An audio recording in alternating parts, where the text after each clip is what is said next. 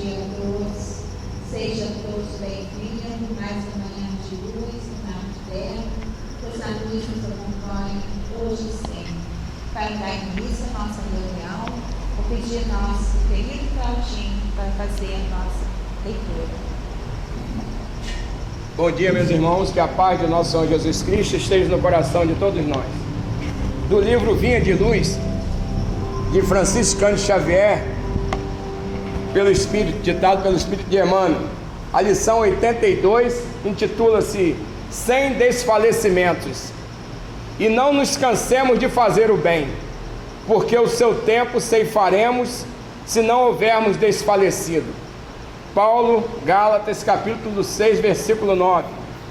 Há pessoas de singulares disposições em matéria de serviço espiritual.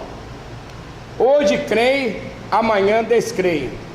Entregaram-se ontem às manifestações da fé, entretanto, porque alguém não se curou de uma enxaqueca, perdem hoje a confiança, penetrando o caminho largo da negação.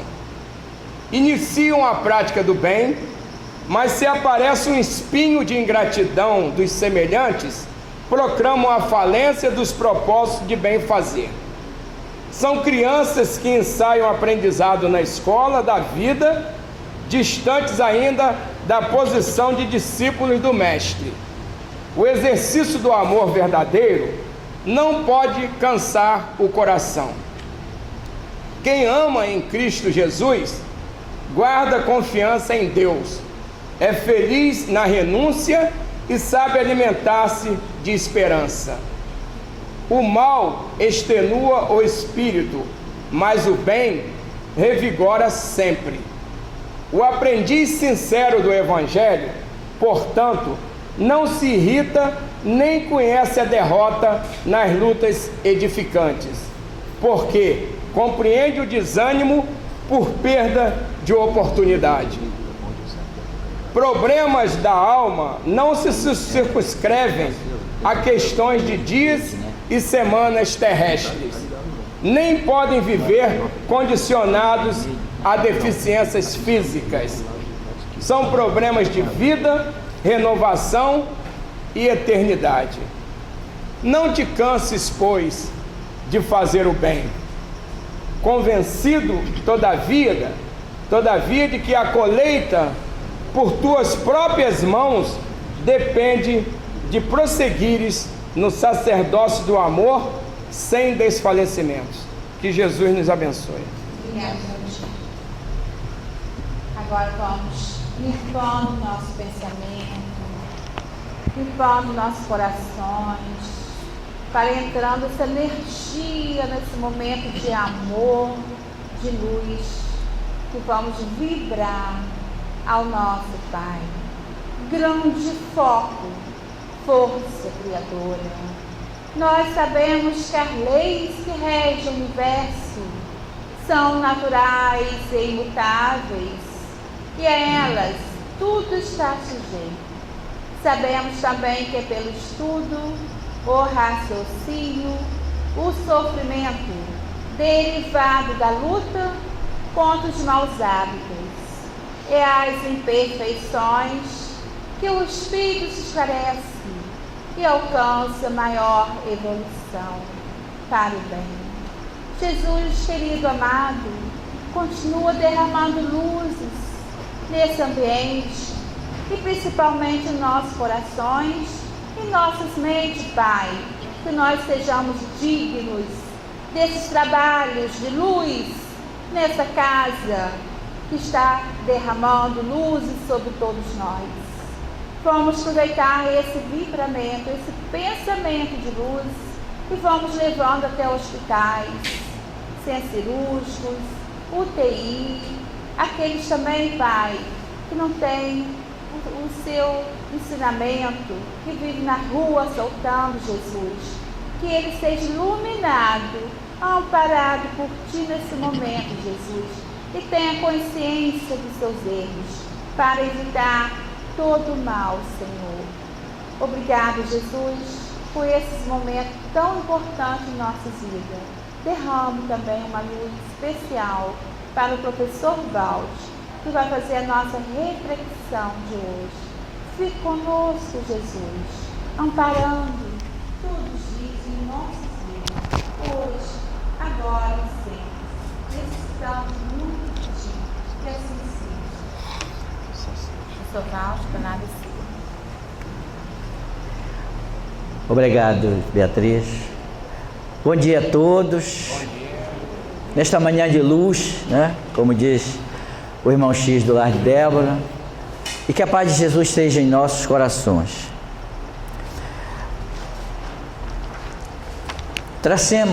Trouxemos para fazer o estudo nesta manhã um texto do Evangelho do Cristo, a parábola do festim de núpcias, selecionada por Kardec aqui no Evangelho segundo o Espiritismo. Essa parábola diz assim: Jesus, falando ainda por parábolas, lhes disse: o reino dos céus é semelhante a um rei que, querendo realizar as núpcias de seu filho, enviou seus servidores para chamar às núpcias aqueles que a ela foram convidados. Mas eles se recusaram a vir. Ele então enviou outros servidores com ordem de dizer de sua parte aos convidados: eu preparei a ceia, fiz matar meus bois e tudo o que havia feito cevar. Tudo está preparado, vinde às núpcias. Mas eles não se preocuparam e se foram. Um à sua casa de campo, outro aos seus negócios. E outros se apoderaram de seus servidores e os mataram após lhes ter feitos vários ultrajes. O rei, tendo sabido disso, se encheu de cólera e, tendo enviado os seus exércitos, exterminou esses homicidas e queimou a sua cidade. Então,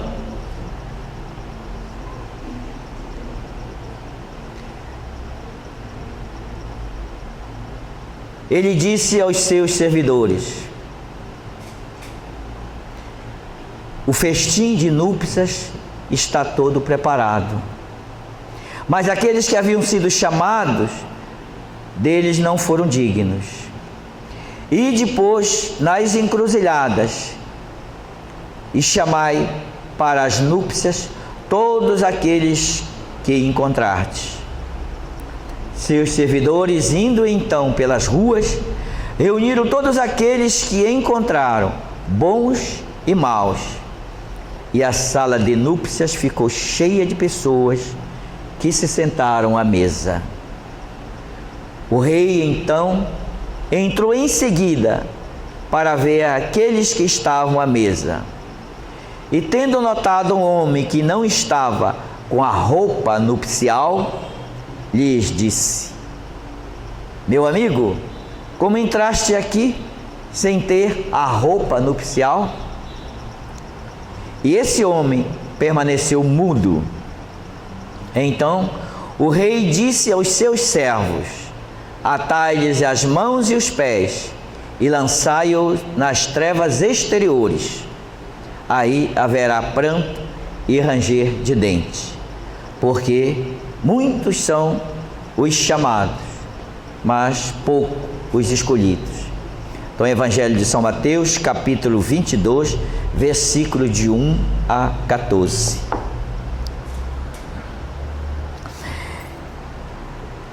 Esse capítulo 18 do Evangelho segundo o Espiritismo, ele termina com a mensagem de um espírito, Simeão,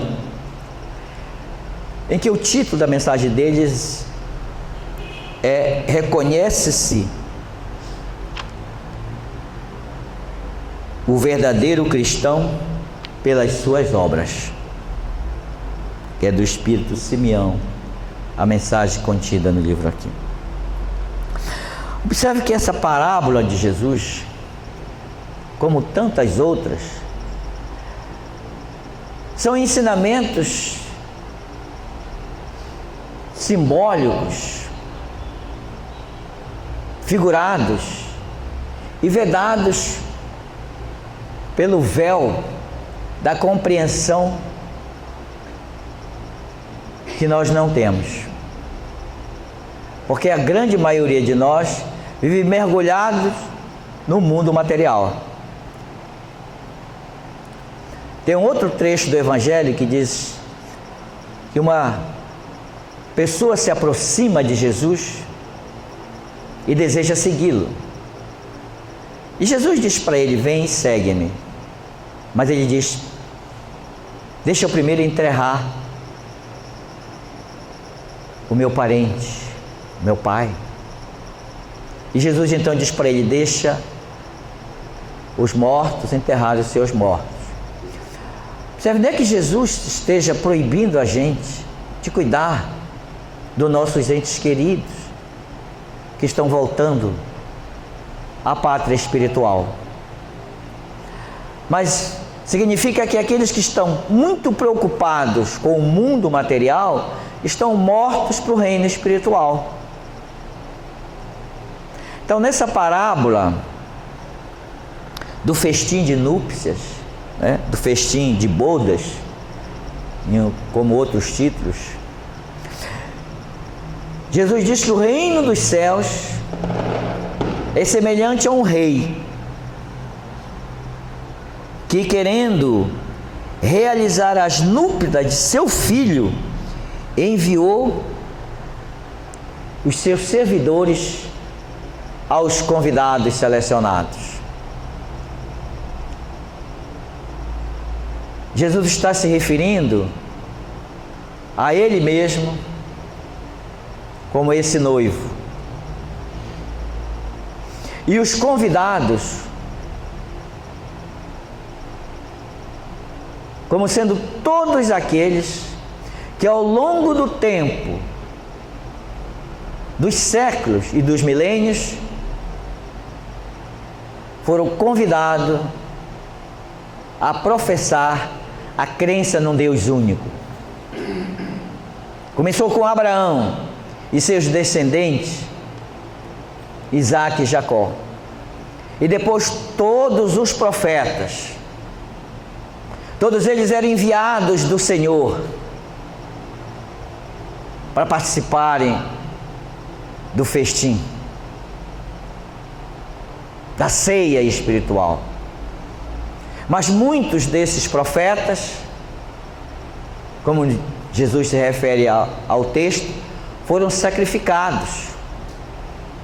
E a maioria daqueles que eram convidados se recusaram a participar.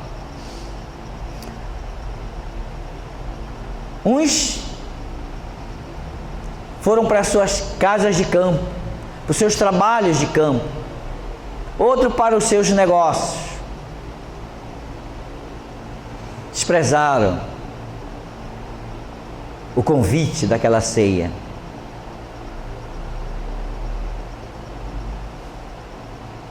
E depois Jesus mandou outros servidores.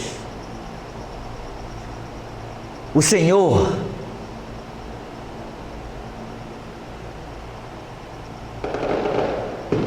e nenhum daqueles que tinham sido convidados compareceu. Então o Senhor manda pela terceira vez outros mensageiros dizendo o seguinte: dirijam-se agora às ruas, às esquinas, e trazei todos os que encontrardes para a minha festa, para o meu banquete. E observe que Jesus está falando para esses selecionados, para aqueles que há quase 2000 anos estavam sendo orientados na revelação de um Deus único. toda a cultura civilizatória do povo judeu,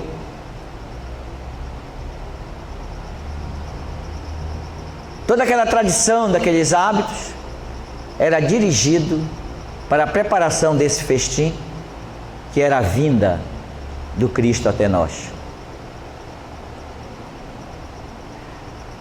Mas mesmo no tempo dele,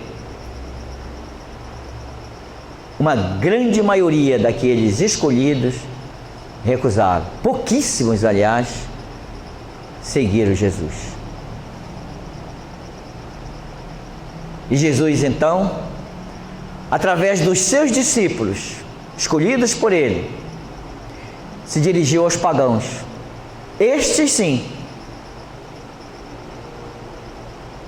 eram os moradores de rua, aqueles que não tinham nenhuma compreensão do monoteísmo, aqueles que cultuavam vários deuses, porque os escolhidos, os convidados, se recusaram a participar daquela ceia. E como Jesus veio para todos, se aproximou então daquela multidão de simples, de camponeses, de pescadores, que estavam sintonizados com a vibração, com a ressonância dos seus ensinamentos. E o texto ainda nos diz assim, olha: ele então disse aos seus servidores: o festim de núpcias está todo preparado, mas aqueles que haviam sido chamados deles não foram dignos. E observe que eles o traíram, o crucificaram, mataram, como fizeram com outros profetas lá atrás.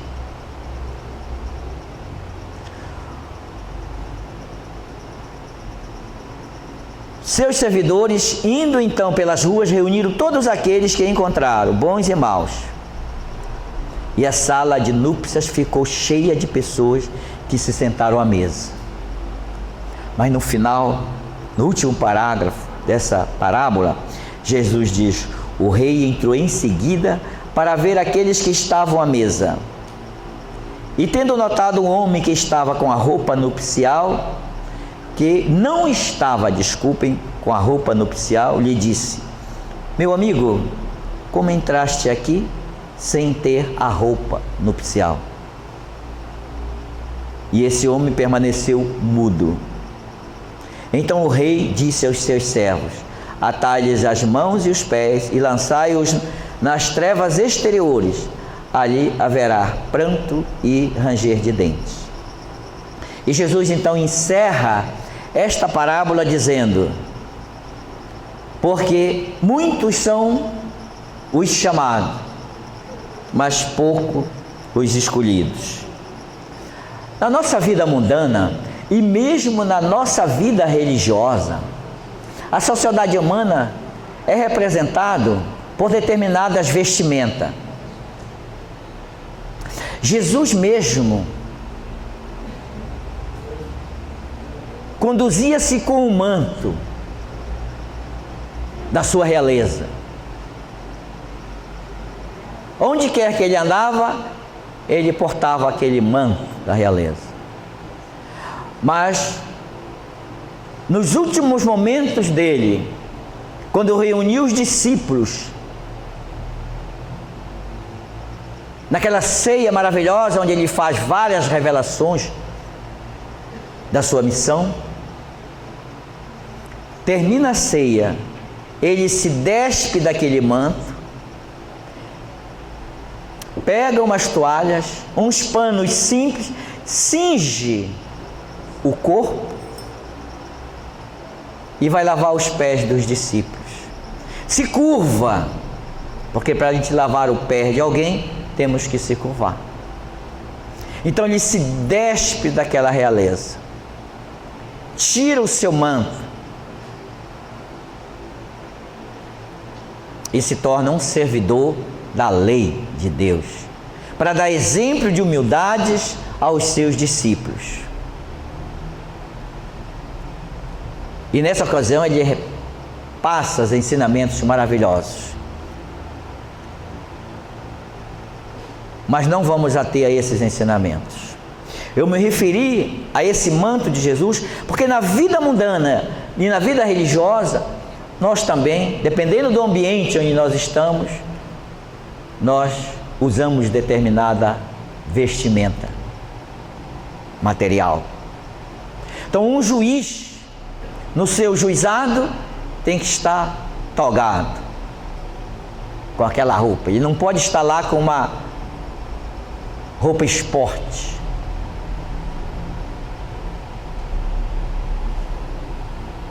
Na Igreja Católica, nas cerimônias religiosas dos nossos irmãos, há toda uma vestimenta na celebração da missa especial. E qualquer que seja a instituição, mesmo no casamento simples, você procura vestir a sua melhor roupa. Para a gente estar presente naquelas ocasiões, com aquelas pessoas a quem amamos.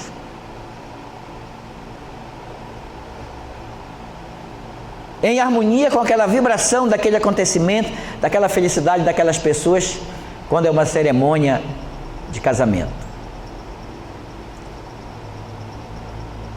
E espiritualmente, agora sim, também nós temos as nossas vestimentas.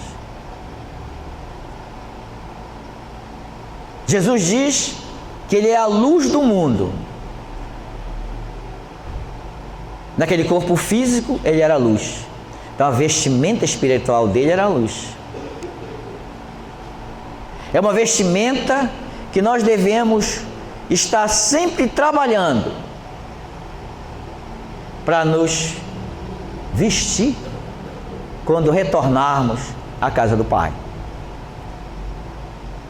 Mas a grande maioria, preocupado e entretido com este mundo, vestimos um outro tipo de ferramenta, ou um outro tipo de vestimenta, desculpem. Uma vestimenta de sombras, e às vezes de trevas mesmo. E são essas vestimentas que nós somos identificados com determinado ambiente. Vamos imaginar que na celebração de uma missa, de um culto, de uma palestra espírita, ou mesmo numa cerimônia de julgamento de um juizado, entre de repente uma pessoa que não está com a roupa adequada. No juizado, entre alguém, por exemplo, de short, de bermuda, o juiz imediatamente vai mandar aquela pessoa se retirar daquele ambiente, porque não está com as roupas físicas adequadas. Nos outros ambientes, se chegar, por exemplo, uma pessoa no seu estado desequilibrado, quase que irracional, de bêbado, e chegando fazendo gritarias e arruaça, também não está de acordo com a vibração daquele ambiente. Será solicitada a retirada dele e, inclusive, a usada a força, porque ele não está de acordo com a vibração daquele ambiente. Então, observe que Jesus convidou todas aquelas pessoas nas ruas, nas esquinas. Então, todos eles eram simples. Uma grande maioria deles poderiam ser até ateus. E o professor Ubaldi nos diz, na grande literatura dele, que o ateu é a maior prova da existência de Deus, porque você não pode negar uma coisa se antes você não afirma aquela coisa. Você tem que afirmar. Agora, como você não compreende aquele fenômeno, aí você nega, olha, isso não existe. Mas antes, você confirmou.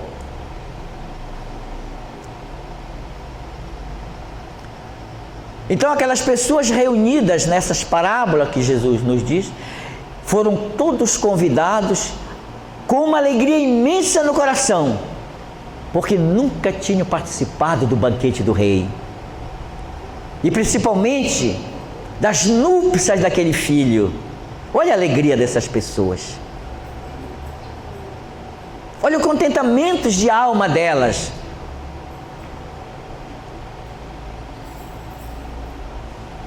Então, todas elas estavam com a intenção,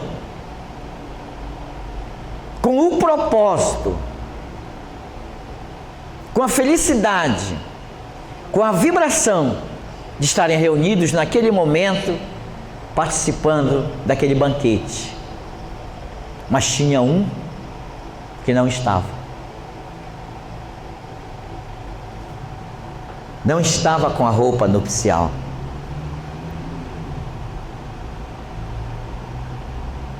Jesus diz assim: meu amigo, olha só, meu amigo,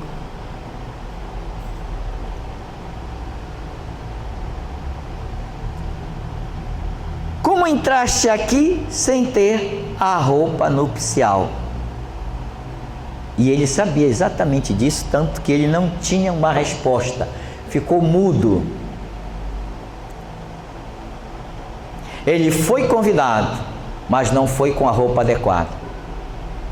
Espiritualmente falando, não estava em sintonia com aquela assembleia, não estava com as boas intenções, estava com o coração cheio de ódio, de mágoa, de ressentimento, e aquela energia escurecia a vibração da sua alma. Não estava contente naquele momento.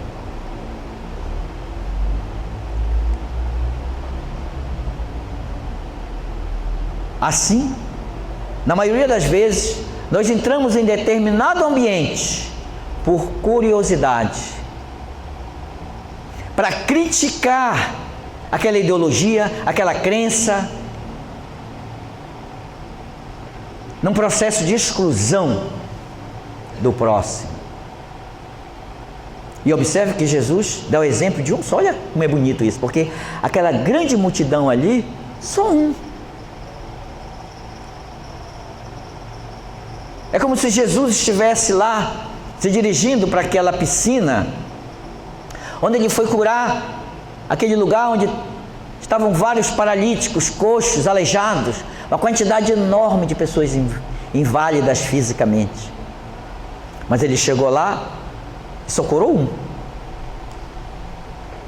porque só um tinha saturado o seu grau de sofrimento, porque toda doença, todo sofrimento tem um grau de saturação.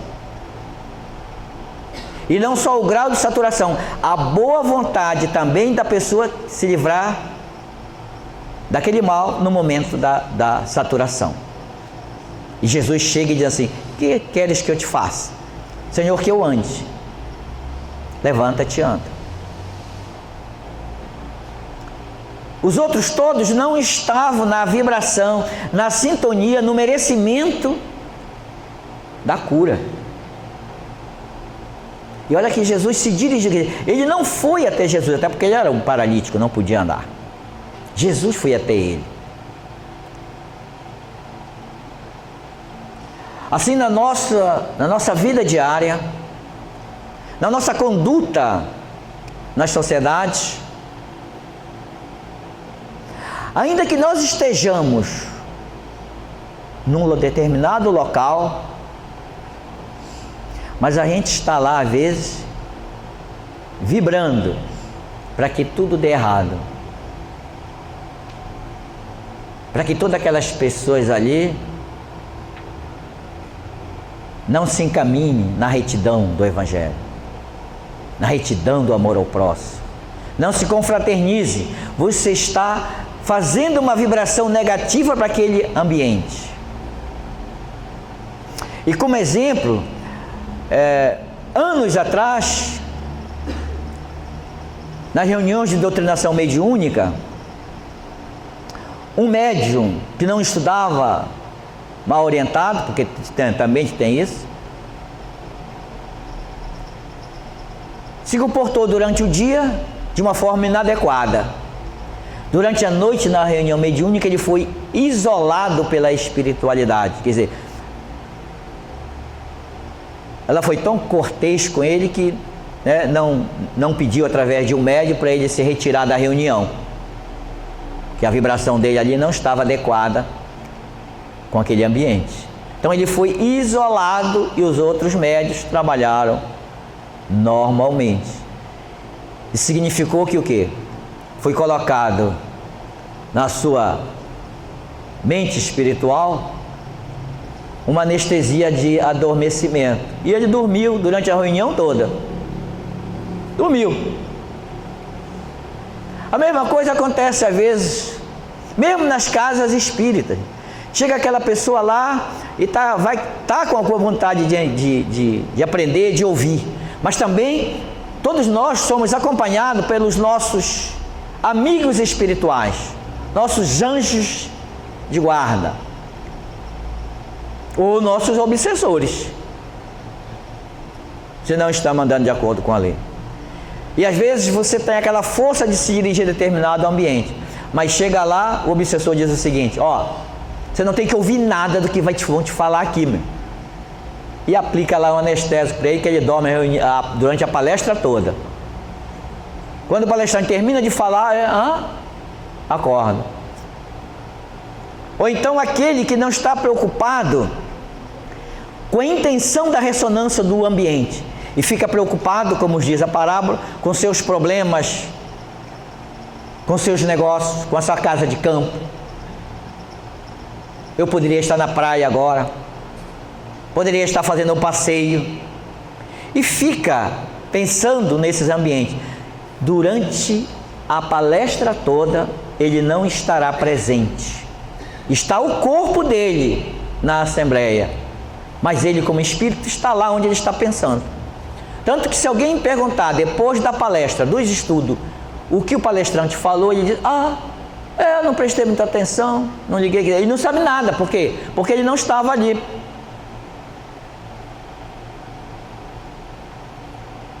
Então, a proporção que nós somos convidados depende da nossa boa vontade de estar participando com a nossa vestimenta espiritual.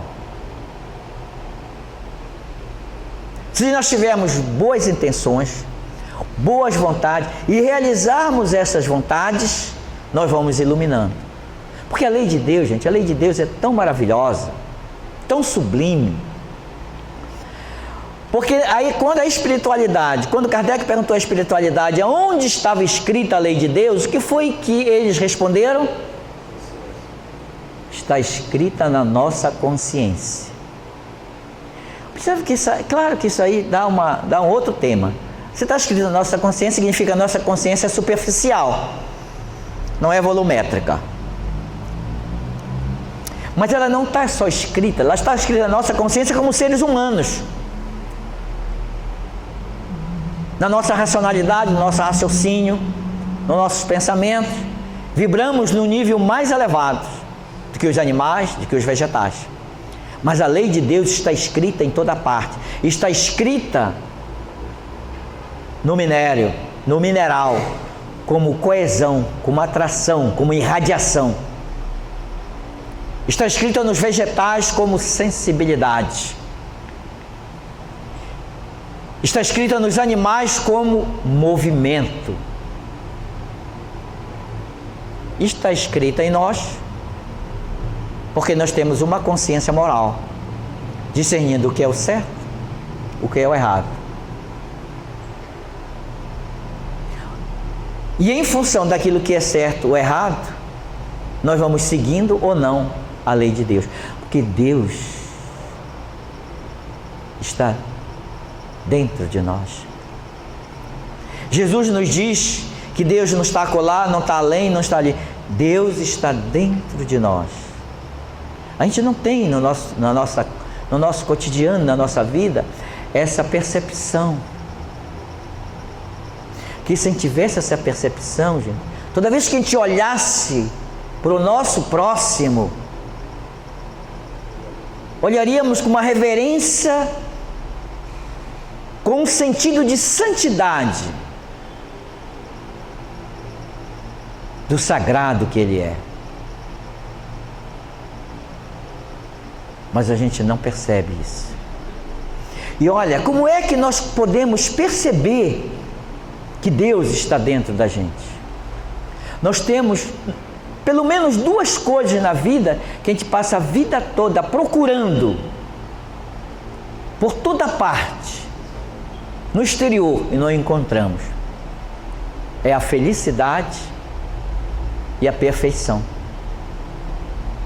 Ninguém amanhece o dia dizendo: olha, eu vou fazer tudo para ser infeliz hoje. Não.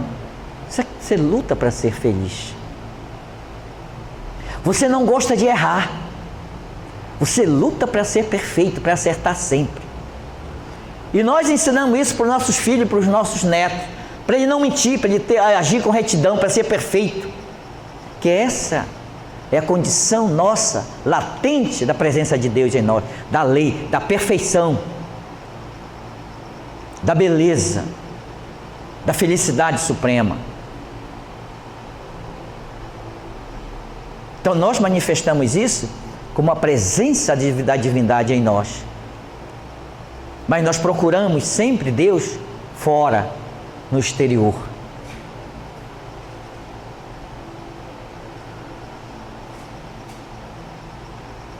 Quando a gente vai compreender, fazer uma reflexão de Deus na essência divina, no absoluto, naquela condição de que Jesus diz assim: eu e o Pai somos um.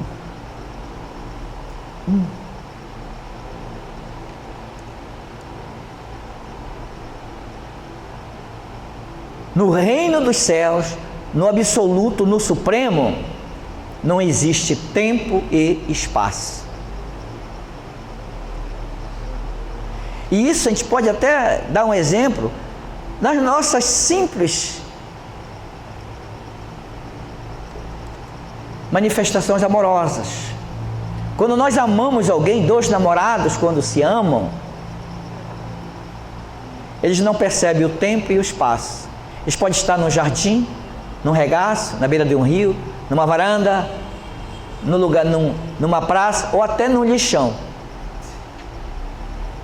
Mas como um vê a felicidade, a sua felicidade no outro,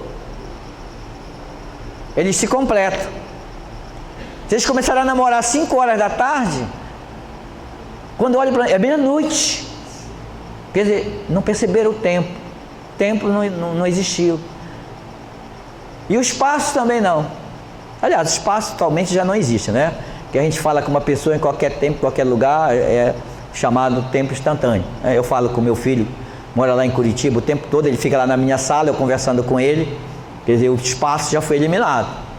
E o tempo também, que às vezes eu digo: Júnior, fecha a geladeira, abre a geladeira. Quer dizer, pelo Skype hoje em dia, a gente, a quilômetros de distância lá no sul, a gente fica conversando com ele. Olha como é bonito, né, isso?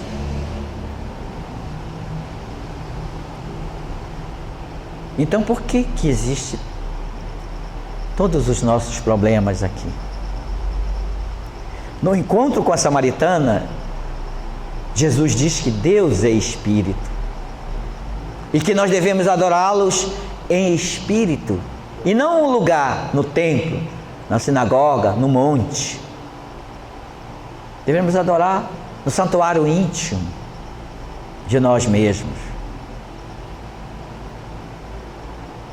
Vamos fazer um exercício de uma concepção teológica profunda, como filhos de Deus. Quando Deus nos criou, se Ele era perfeito, se Ele era infinitamente bom, se era luz, nós tínhamos todos esses atributos. Por isso que nós fomos criados à semelhança de Deus. À semelhança. Todos os atributos dele nós também temos. Por que então nós vivemos neste mundo, nessa cascadura, cheia de sofrimentos, de provas, de dores, de ódio, de vingança, de separação? Observe, quando nós amamos alguém, nós ficamos tão focados naquela pessoa que se a gente pudesse dedicar todo o tempo possível, né? Todo o tempo da nossa vida, dedicaríamos àquela pessoa. Então, nessa imaginação profunda dessa criação, nós éramos assim, perfeitos. Tínhamos toda a felicidade da criação em nós. Mas teve um determinado aspecto que eu comecei, como espírito, comecei a me imaginar, mas eu sou poderoso, porque Jesus diz pra gente o quê? Vós sois deuses. E aí eu me dei, no momento em que eu me posicionei de que eu sou poderoso, de que eu sou Deus, a fonte de toda a minha felicidade, da minha perfeição, foi deslocada da divindade para a minha essência, para o meu ser. Eu me dei conta de que eu existia.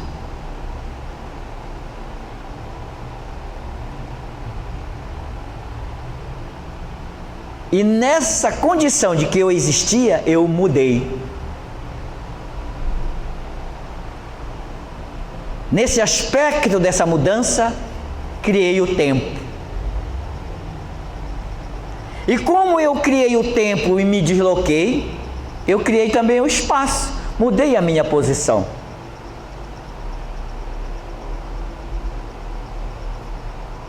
E me comparei a Deus. Esse foi aquele chamado a expulsão do paraíso, que estão em todos os livros sagrados. E fomos nos afastando, e fomos criando a nossa própria casa, que Jesus muito bem exemplifica na parábola do filho pródigo. A proporção que nós fomos nos afastando, fomos criando a nossa própria habitabilidade, e criamos então o cosmos físico, o universo físico. Mas Deus, por misericórdia divina, como está em nós, porque nós somos emanações deles, também se afastou com a gente.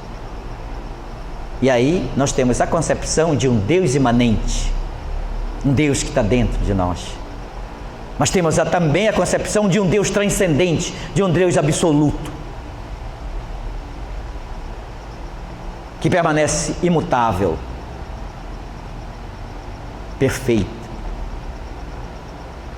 E nós então agora estamos fazendo o caminho de regresso, de retorno, que a ciência deu o nome de evolução.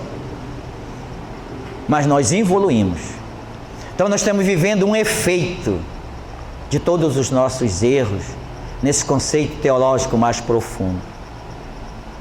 E caímos tanto, ficamos tão na sombra e nas trevas, que Jesus teve que vir até nós. Antes, começou a preparar o caminho através dos profetas, para chegar no exemplo desse convite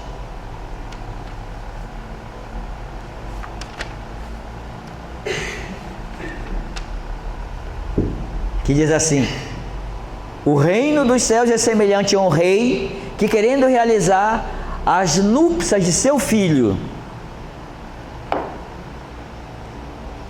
Jesus nos trouxe toda essa revelação no simbolismo de um reinado, porque era uma forma de governança daquela época, e ainda é atualmente. Por isso que ele diz: o reino dos céus é semelhante a um rei. Mas Jesus está se referindo ao Rei Supremo, ao todo uno Deus que está dentro de nós, como referencial de perfeição. Então, nesta parábola, na representação destes ensinamentos, todos nós somos convidados constantemente para participarmos do banquete divino. E esse banquete divino, ele não se prende a um determinado culto num determinado prédio físico. Claro que é importante nós estarmos todos aqui reunidos para somarmos as nossas vibrações. Mas a nossa jornada espiritual, enquanto viajante a caminho do reino dos céus, é só nossa. Quando a dor chega e nós ficamos acamados, a dor é só nossa. Nós nascemos sozinhos. Ainda que sejam gêmeos ou trigêmeos, cada um nasce por vez. E nós chegamos aqui como os mamíferos mais frágeis da criação. Qualquer mamífero que chega aqui, após sair do útero da mãe, vai se arrastando para chegar às mamas, para se alimentar. O bebê humano, a criança humana,